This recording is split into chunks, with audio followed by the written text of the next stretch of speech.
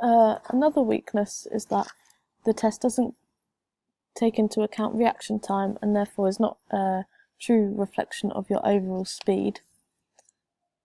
Also, it's a very short distance, so you may not reach your overall potential. Additionally, I didn't do a proper warm-up, including stretches and a pulse raiser, therefore results may not have been completely accurate. I didn't stop the timer when the torso crossed the line, which is what you have to do in order to compare it to normative data to make it accurate and comparable. And finally, I didn't allow enough rest time, or the same amount of rest time each time, which makes results less accurate. When completing the 35-metre sprint, it uses explosive power like it does in the vertical jump, therefore exercise will be similar. A lot of exercises to improve score will include anaerobic work, where the target zone is 80 to 100% of your maximum heart rate. I'd also recommend high weight and low reps due to the explosive nature of the sprint. Technique in speed over short distances is vital, as well as improved strength. Therefore, I would make sure you use good arm swing mechanics, keeping elbows at 90 degrees and bring each hand in front of your face and lower arms as if you were going to put your hands in your pocket.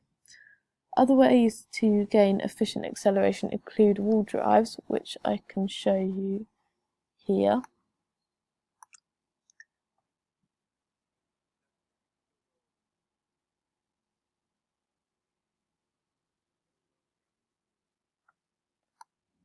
So yeah, as it says, hands onto the wall and then drive the knee forwards. I will also suggest heavy sled drags, includes dragging weights, which I would recommend 3 to 5 sets of 10 to 15 yards with 3 minutes rest between each set. Also glute raises with 10 reps and 3 sets of that. And I would also look at improving stride length. The glute raises additionally develop isometric and eccentric hamstring strength, which is essential for speed. Other exercises you can do involve upper body, lower body, core and stability, as these are all major factors in speed and are included as recommendations for other tests, with exercises such as plank and bicep curls being some of them.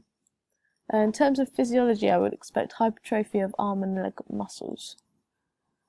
For this test, I will retest Chloe in 6 weeks, where I should see a quick improvement, especially as it doesn't take long to improve technique. And with lots of practice over 6 weeks, I should see a great improvement. Next, we have the hand grip strength test, which measures the maximum isometric strength of hand and forearm muscles, and this gives an indication of strength elsewhere and is often used as a general strength test. It is essential for a striker as to shield the ball and make sure you're not pushed off the ball. Chloe scores 32.2 kilograms, which is fair, as you can see, for 13 to 19-year-olds in the female category. The strength of this test was that Chloe did no strenuous exercise the day before, so her muscles were not fatigued. However, the weaknesses was that I did not allow enough rest time, as forearm muscles easily fatigue. And I did not do a specific warm-up, so I did not warm up her forearm muscles or any of her arm muscles. To improve her score, exercises include chest press, arm raise, push-up on ball, bench dip, bicep curl, plank row, and arms on track. These exercises should be performed 2 to 3 times a week for maximum results and to reduce fatigue. These exercises should also involve a warm-up of 5 to 10 minutes of cardiovascular exercise, as well as a cool-down, which includes stretches. When doing these exercises, concentrate on technique, as this will make the exercises more effective. According to women's running, when choosing weights, choose ones that are heavy enough that you feel a deep burn around the 10th rep, which is my recommendation in terms of weights. For this, as it is more anaerobic and more explosive power and maximum strength, I would go as heavy as possible for a low amount of reps. The website also suggests 3 sets of 15 reps for maximum results and to avoid muscle tears.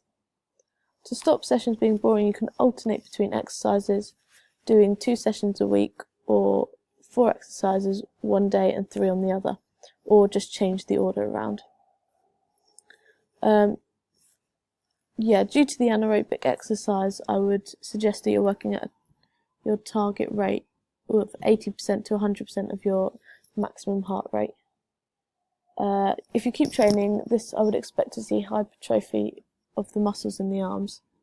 I will redo this test in 6 weeks to track your Chloe's development and see if they have an improved score. If there's no improved score, I will look at altering the program.